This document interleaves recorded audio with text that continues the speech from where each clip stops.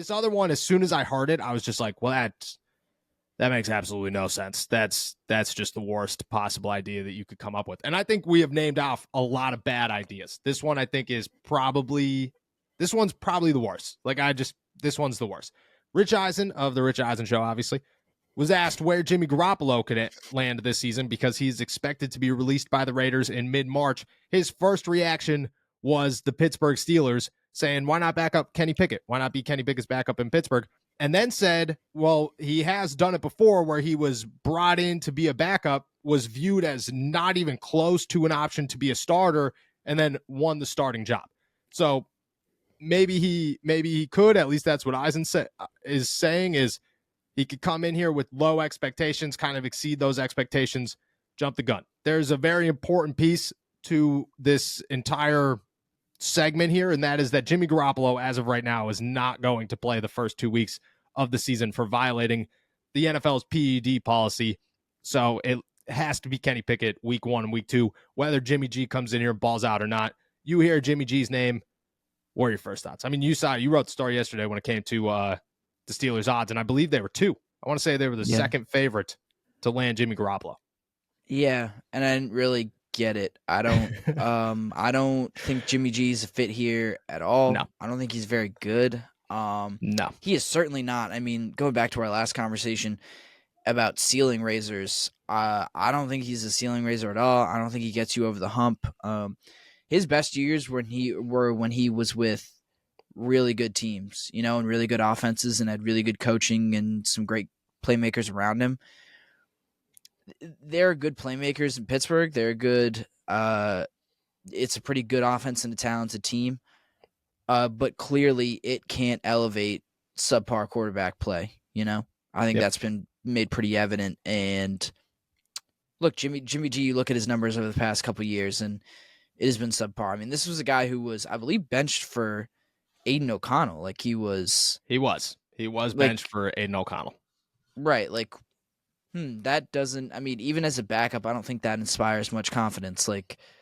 We've talked about all these different options, and like you said, this might be the worst one. This is the one where you're like, this is the first one where I think everyone is kind of like, this guy's a definitive backup. This guy doesn't even really have a chance to start, Yes. So that, in my mind, makes no sense both for the Steelers and kind of for Garoppolo. You're telling me there's no one who would even give him a chance to even compete for a starting job. I don't think this makes sense either way. No, I don't. And maybe nobody does give Jimmy G a shot to start this season, which I think could be wild, but you never know. You just never know. It just makes absolutely zero. If the Steelers have laid out at least a little bit of a plan here, at least their plan A, and that is Kenny Pickett, we hope works out, but we're bringing in Mason Rudolph to make sure that we have real competition, we need somebody just in case Kenny stinks. Jimmy G doesn't bring any of that. You're not bringing Jimmy G in and saying, hey, you're getting first team reps, and if you're good enough, you will start week 3. And in week 3, you better hope that Kenny Pickett wasn't good in week 1 and week 2. It just doesn't. There's no part of this situation where you look at the Pittsburgh Steelers side of things and say, this makes a lot of sense.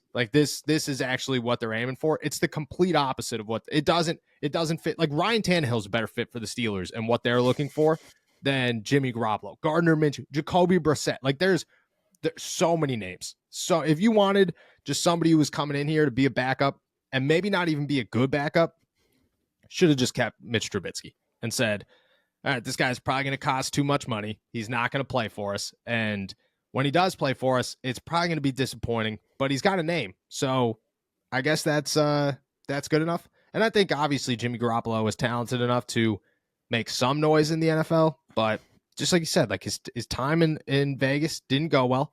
I think right from the jump, it didn't go well. I remember watching Twitter the day that he was supposed to have his introductory press conference. The dude didn't show up for 2 hours. Media's just sitting there waiting for this guy to show up, and nobody ever found out why he wasn't on time, or the Raiders, that there was an issue there, whatever.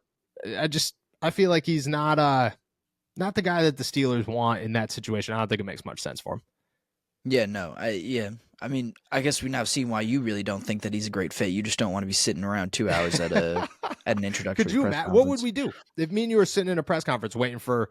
We're just sitting in the racquetball court in Southside, waiting for Jimmy Garoppolo to come in here for 2 hours. Could you imagine how much Kaboli could talk for 2 hours?